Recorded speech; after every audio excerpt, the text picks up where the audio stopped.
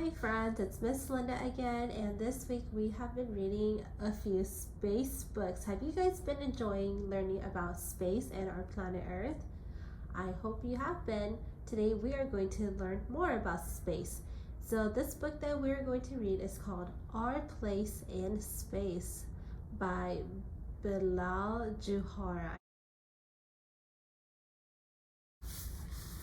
What do you know about Earth and our solar system? What else do you know about space? So do you guys remember anything about our solar system?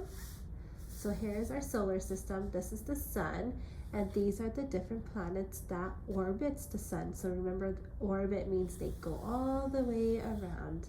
And here is Earth. This is where we live on. We live on the planet Earth. And if you're looking at Earth from space, this is how you would see it. And then we have the moon. Remember, the moon is it's always a full circle, but we see it in different ways and different shapes. So sometimes it looks like a crescent, sometimes it's more full, and sometimes if we're lucky, we see the whole full moon.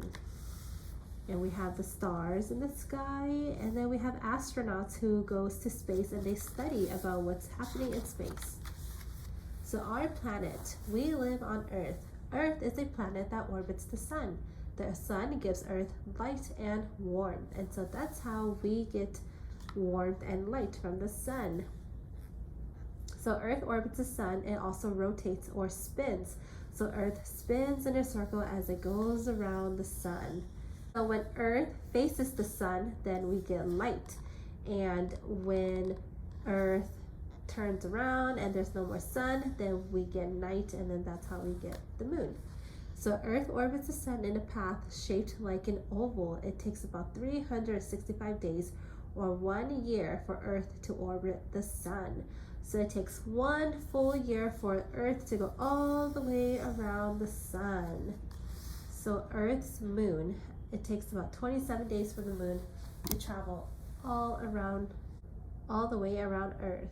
The moon does not produce any light of its own. The moon appears to shine because it reflects light from the sun.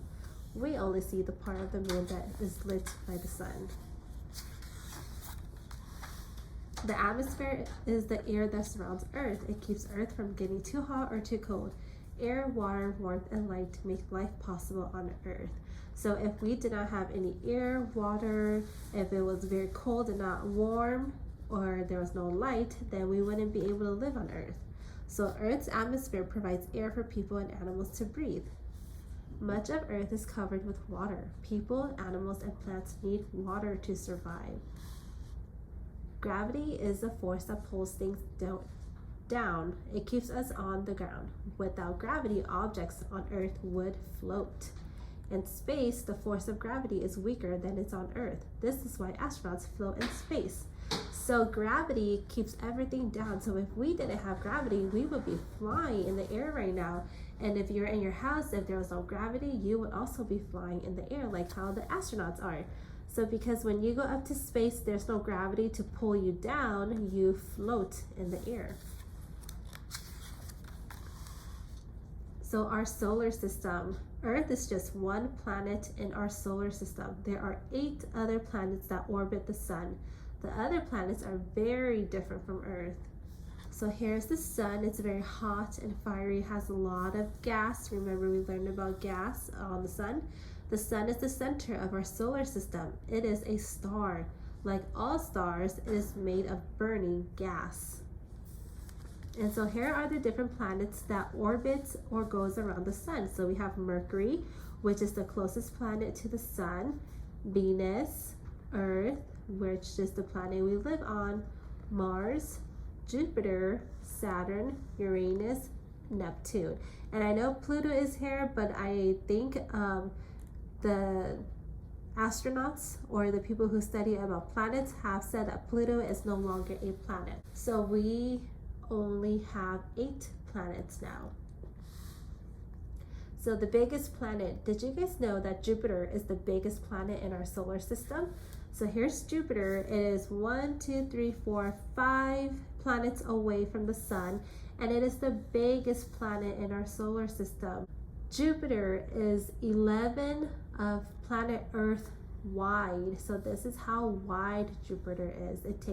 You would have to put 11 planet Earths in Jupiter to see how long Jupiter is or how wide it is. There are objects in our solar system besides the sun and planets.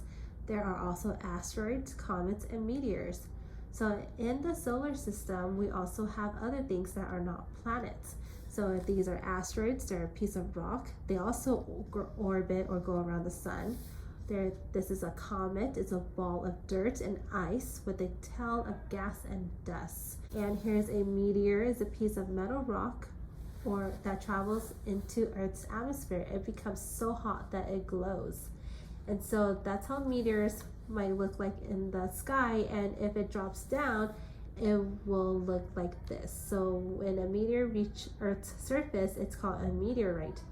This crater was made when a meteorite crashed into Earth thousands of years ago.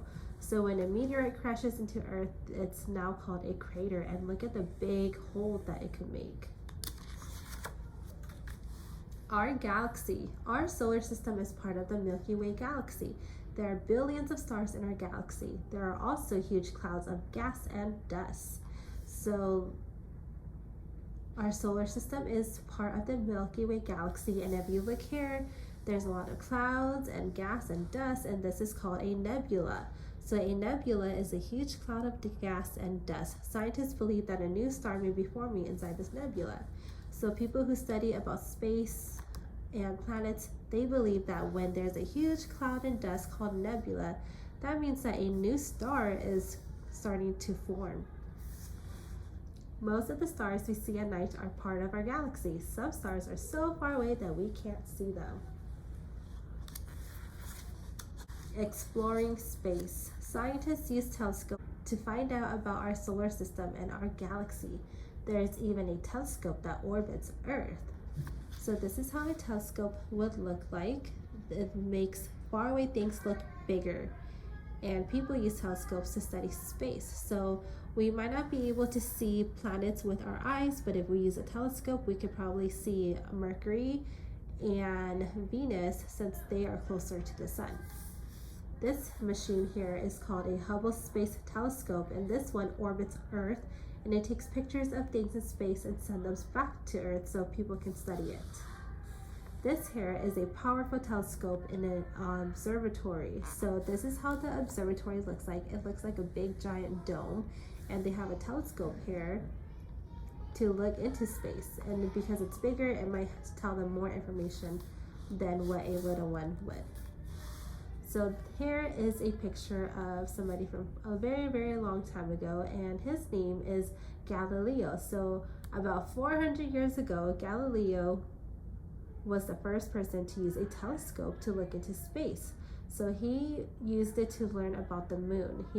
Galileo was the first person to see that the surface of the moon has craters and mountains. So he was the first person to discover that when you look at the moon, there are craters like when meteorites hit, there are big giant holes, and the moon also has mountains. Scientists also use spacecraft to learn about space. Sometimes astronauts travel on the spacecraft. So here's a spacecraft, and if you wanted to ever be an astronaut, you would travel in a spacecraft that would look like this. And space stations help people survive in space for months. So you'll live in a spacecraft, you'll have your own space station, and you can work on it. And when you go into space, there is this very big cool machine here. It's built to go explore other planets. So this one is on the planet Mars, and it's trying to figure out if there's water, if there are any other form of living things on here. And sometimes astronauts leave the spacecraft. Outside the spacecraft, astronauts need special clothes and breathing equipment to survive. So if you ever need to go fix your spacecraft as an astronaut, you would have to wear your space gear, you have your helmet, and you would have to carry this backpack with you, which gives you oxygen so you can breathe while you're in space if you're outside of the spacecraft. Talk about these pictures. What do you know about our place in space? So do you remember what the atmosphere is, or a galaxy? Do you remember what orbit means? or how many planets we have, or what kind of planets do we have. And do you also remember what rotate means and what is in our solar system? And so you see there's a person here looking up into the moon or the space. Do you remember what the tool was called? Let me know on Learning Genie what your answers are.